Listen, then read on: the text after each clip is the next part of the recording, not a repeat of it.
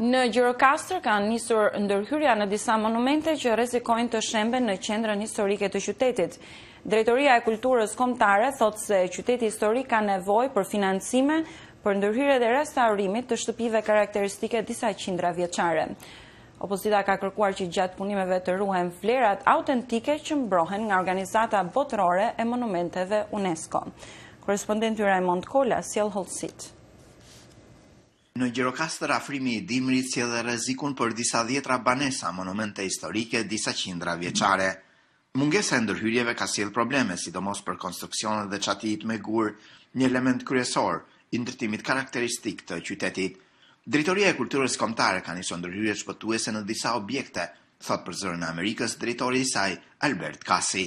Sipas tij po bashkëpunohet edhe me organizata të tjera për të siguruar financime për punime mirëmbajtje. Nga ana tjetër, duke bashkëpunuar me fondacione dhe me shoqata të tjera, siç është Trashëgimia Kulturore pa kufi, të cilët kanë aplikuar në një fondacion që quhet Prince Klaus, dhe bëhet fjalë për ndërhyrje emergjente të shtëpia HDR-ve dhe tek shtëpia e Gurgaj 2-shit. Te HDR-at jemi në një proces po stabilizohen muret dhe po forcohen me skela dhe me hekura. Do të mbulohen muret në mënyrë që ky monument i rëndësishëm të mos do vgadojë më tutje, ndërsa tek rruga e 2 do të bëhet rikonstruksioni komplet i çatisë. Zoti Kasi thot më tej se nevojitet mbështetja me financime për shumë monumente në këtë rajon, të cilat janë pjesë e vlerave të kulturës shqiptare.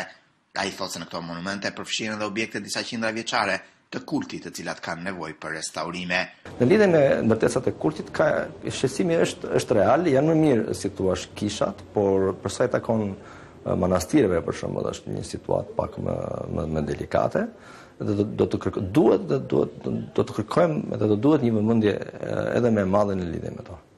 Sigurisht që pastaj resursat jo kaq të shumta apo të mjaftueshme dhe mundësitë për të shkuar deri atje është një vështirësi, por ndërkohë do të ketë një vëmendje dhe fonde më të mëdha. Drejtori i Kulturës Kombëtare në Gjirokastër thotë se edhe për vitin që vjen parashikohen ndërhyrje më të mëdha për mirëmbajtjen e qendrës historike që mbrohet nga UNESCO. Ne jemi në kontakte të vazhdueshme me ministrinë, që në 2014 ne patëm një lloj rritje për në lidhje me mirëmbajtjen e monumenteve në këtë qytet për 3 vjet. Unë sa ardha kam kërkuar projekte këtu, siç bërë projekte, se për 3 vjetet e fundit s'ka pas fonde për mirëmbajtje, ne kishim një fond që ishte i konsiderueshëm dhe jemi në kundrejt projekteve që ne po realizojmë për disa monumente kategorisë parë, kemi marrë premtime për më shumë mbështetje. Zoti Kasi thotë se angazhimi është për ta kthyer atë në një vlerë të rritur edhe për turizmin që ka ardhur në rritje viteve të fundit. Edhe Bashkia e Gjirokastës ka nisur një seri financimesh për qendrën historike të qytetit, sidomos për arteriet kryesore rrugore që ndërtohen në formën e kaldrëmeve. Punimet përfshin lagjet historike të qytetit dhe kryhen pas shumë vitesh. Opozita ka kërkuar që të ruhen elementet autentik të këtyre rrugëve, një kërkesë kjo që buron edhe nga statusi i Gjirokastrës si pasuri botërore e monumenteve. Për Zërin e Amerikës nga Gjirokastra, Raymond Kola.